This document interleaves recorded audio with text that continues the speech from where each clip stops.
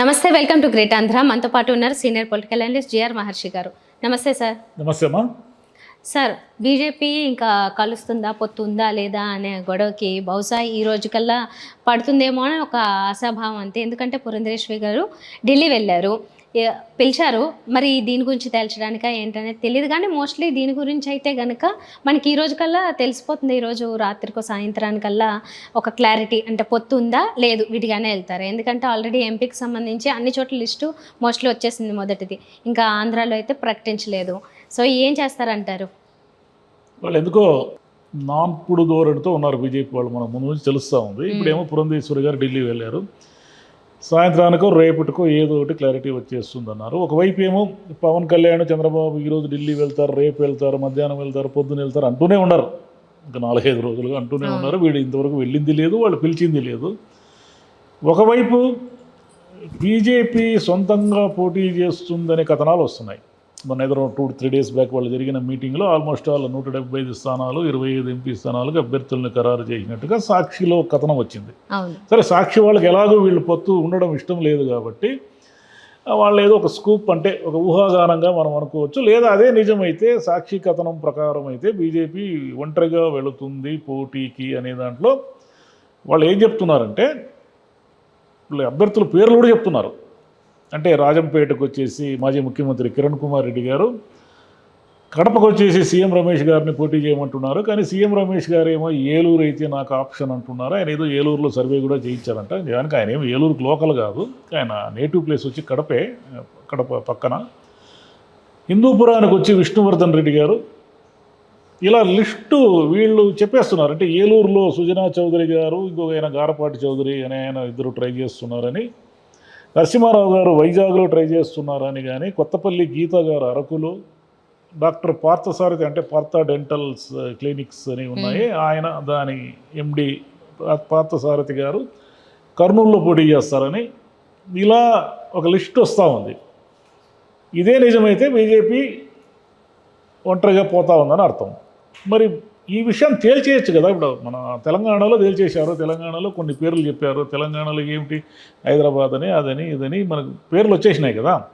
ఆంధ్రప్రదేశ్లో కూడా లేదయ్యా ఇది మాది, ఇలా ఉంది మా స్ట్రాటజీ అని ఎందుకు తేల్చి చెప్పడం లేదు? అసలు ఆంధ్రప్రదేశ్ని వాళ్ళు అసలు ఒక పరిగణనలోకి ఎందుకు తీసుకోవడం లేదు? ఇటువైపు ఏమో లిస్టు, వీళ్ళు అలయన్స్ లిస్ట్ వచ్చేసింది.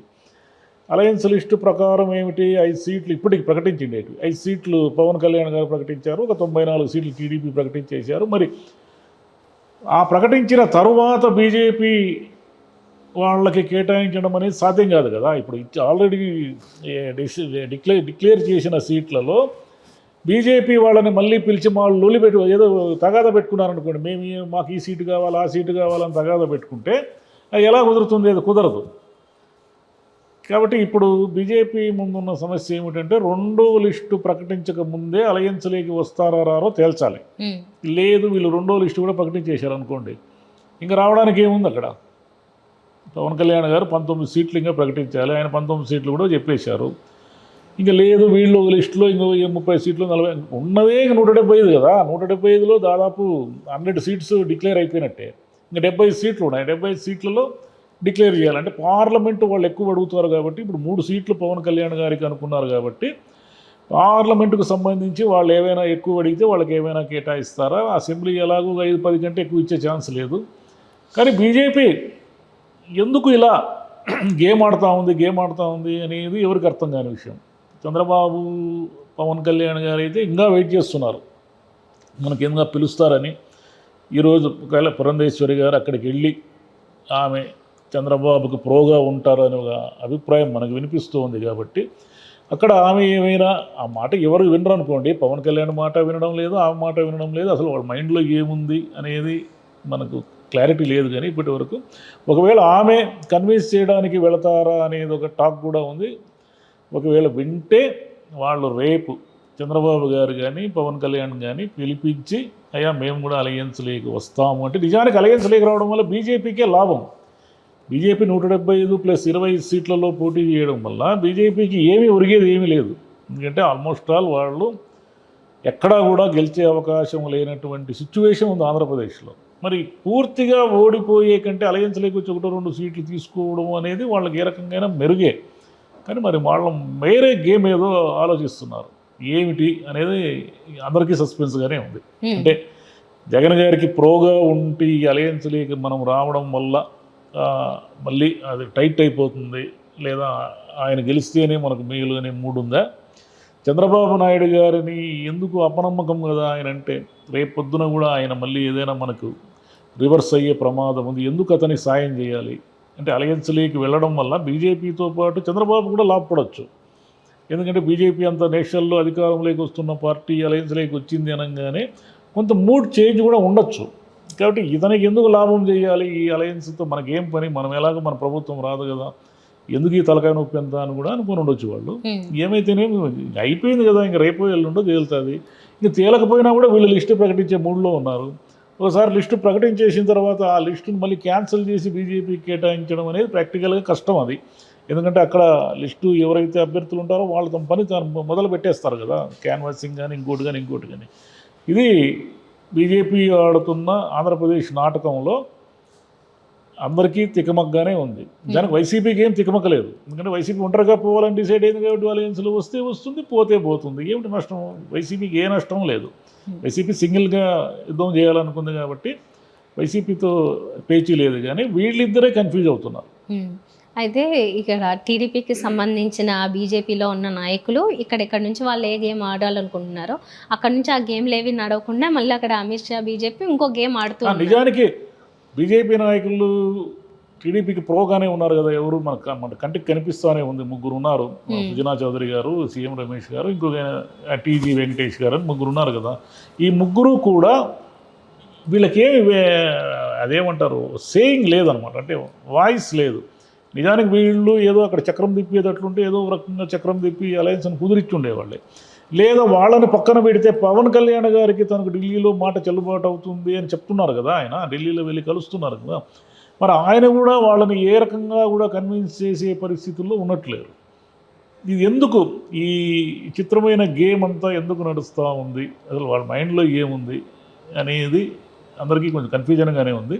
సరే, ఏ కన్ఫ్యూజన్ అయినా 2-3 రోజుల్లో తేలిపోవాల్సిందే కదా. 2-3 రోజుల్లో కాకపోతే ఎలక్షన్ నోటిఫికేషన్ వచ్చినాకైనా తేలిపోవాల్సిందే కదా. అప్పుడెక్కడ పోతారు, తెలిసాల్సిందే కదా ఏదో ఒక రోజు. సాయంత్రంకి రేపటికని మనం చాలాసార్లు సాయంత్రం రేపు అదిగో ఢిల్లీకి బాబును పిలిచాడని టీవీలో స్క్రోలింగ్ వస్తుంది, ఒక స్టోరీ కథనం వస్తుంది, లేదా యూట్యూబ్లో మనలాంటి వాళ్ళు ఏదో మాట్లాడుతూ ఉంటారు. అయిపోయింది ఇప్పుడు పవన్ చంద్రబాబు ఈ సాయంత్రం మన తాడేపల్లి గూడెం సభ అయిపోతాను, ఇదిగో వెళ్ళారు అన్నారు. ఆయన ఏం వెళ్ళలేదు, ప్రశాంతంగా ఉన్నారు వాళ్ళు. ఈరోజు చూస్తే చంద్రబాబు ఇంటికి జనం అంటే ఆశ ఎవరైతే టికెట్లు కావాలనుకుంటున్నారో వాళ్ళంతా సోమిరెడ్డి కానీ ఇంకోరు మన గుమ్మనూరు జయరాంతో సహా, అంటే వైసీపీ నుంచి బయటికి పోయిన మంత్రి, వీళ్ళందరూ కూడా ఆయన దగ్గర ఆయన ఇంటికి ఏదో వెళ్ళి మాకు ఇవ్వండి టికెట్లు అని ఏదో అడుగుతున్నారు. మరి అవన్నీ ఆయన గుమ్మనూరు జయరాం గారికి ఏదో గుంతకల్లు ఇస్తారంట. మరి గుంతకల్లో అక్కడైనా ఆయనకి ఏదో వ్యతిరేకత ఉంది. మరి ఇవన్నీ కూడా వీళ్ళు తేల్చుకోలేక తికమక పడుతున్నారు. రేపు పొద్దున బీజేపీ వచ్చింది అనుకోండి, నాకు అది కావాలి ఇది కావాలంటే మళ్ళీ అప్పుడు పంపకం కష్టమైపోతుంది. ఆ తలనొప్పి ఎందుకు, ఇదేదో తేలుస్తారేమో అని వీళ్ళు వెయిట్ చేస్తున్నారు, వాళ్ళు తేల్చరు. అలా నడుస్తుంది మొత్తానికి. అందుకే మనము ఇంకా రేపు సాయంత్రం అనుకోకుండా ఇంకా నోటిఫికేషన్ వచ్చే వరకు వెయిట్ చేయాలి. వాళ్ళు ఎప్పుడో వస్తే అలయన్స్లోకి వస్తారు, రాకపోతే రాలేదు. బీజేపీ వాళ్ళు గట్టి పోటీ ఇచ్చి బీజేపీ వాళ్ళు ఒక టీడీపీ వాళ్ళనో లేదా ఒక సొంతంగా పోటీ చేసి టీడీపీనో వైసీపీనో ఘోరంగా ఓడించే పరిస్థితి ఎక్కడా లేదు. వాళ్ళు భయంకరమైన ఓట్లు తెచ్చుకొని ఏదో ఒక అభ్యర్థిని దారుణంగా ఓట్లు చీల్చి ఓడించే పరిస్థితి లేదు. బీజేపీకి సెంట్రల్ వైడ్ మూడు ఉంది, కానీ అంటే సెంట్రల్ గవర్నమెంట్ వాళ్ళు వస్తారు కేంద్రంలో అనే ఒక మూడు ఉంది, కానీ మన రాష్ట్రంలో అయితే ఆ మూడు లేదు. బీజేపీకి ఏదో ఓటు వేయాలనే మూడులో లేరు. ఇప్పుడు ఐదారు YCP or alliance, TDP Janasena alliance అనే మూడులోనే ఉన్నారు ఓటర్లు. ఇప్పుడు పురంధేశ్వరి గారికి అక్కడ చెప్పే అవకాశం ఉంటుందండి, అంటే ఏపీలో ఉన్న పరిస్థితి ఏంటి, మనం విడిగా వెళ్తే ఎలా ఉంటుంది, కలిసి వెళ్తే ఎలా ఉంటుంది? ఏం ఉండదు. వాళ్ళకి ఏదో వాళ్ళ మైండ్లో ఉంది. పురంధేశ్వరి గారు కన్విన్స్ చేసే వాళ్ళైతే ఇంత టైం ఎందుకు, చాలా టైం తీసుకున్నారు కదా, చాలా టైం అయిపోయింది, చాలా మీటింగ్లు అయిపోయినాయి, ఇదిగో అంటున్నారు. ఆమె ఏం కన్విన్స్ చేస్తారు? సోము వీర్రాజు గారు పురంధేశ్వరి గారు ఇద్దరు వెళ్ళారు, వాళ్ళు ఏం కన్విన్స్ చేస్తారు? మన పరిస్థితి బాగలేదంటే ఢిల్లీ వాళ్ళకి ఆ మాత్రం తెలియని అమాయకత్వంతో ఉన్నారా? వాళ్ళు ఆంధ్రప్రదేశ్లో ఒక అద్భుతమైన కేడర్తో మన బీజేపీని మనం నిర్మించుకున్నామనే భ్రమలో ఏమైనా ఉన్నారా? ఏం లేదు కదా. దేశంలో ఒక కీలకమైన రాష్ట్రంలో తమ పార్టీ పరిస్థితి ఏమిటో తెలియనంత అమాయకత్వంలో మోదీ గారు కానీ ఆయన అమిత్ షా గారు కానీ ఉన్నారని ఎవరు అనుకోవడం లేదు. కాబట్టి ప్రాక్టికల్గా వాళ్ళే ఆ పార్టీని ఎదగకుండా చేశారు, అటు ఇటు మారుస్తూ ఏమీ చేయకుండా గందరగోళంగా పెట్టారు. కాబట్టి ఆ పార్టీ పుట్టినప్పటి నుంచి ఎందుకో ఆంధ్రప్రదేశ్లో పునాది లేదు ఆ పార్టీకి. అది వాళ్ళ స్వయంకృత అపరాధం, మనం ఏం చేస్తాం. Right sir. అయితే ఎటు పరిస్థితుల్లో మరి విడిగా వెళ్ళే అవకాశాలు అయితే తక్కువేమో మరి, కానీ ఏమో ఎటొచ్చేటన్నా జరగచ్చు. అలయన్స్ అనేది బహుశా జరగకపోవచ్చు, వాళ్ళు ఇండిపెండెంట్గానే పోటీ చేస్తారు. ఓకే, వీళ్ళ అలయన్స్లో వీళ్ళు పోటీ చేస్తారు. Okay sir, thank you sir. Thank you.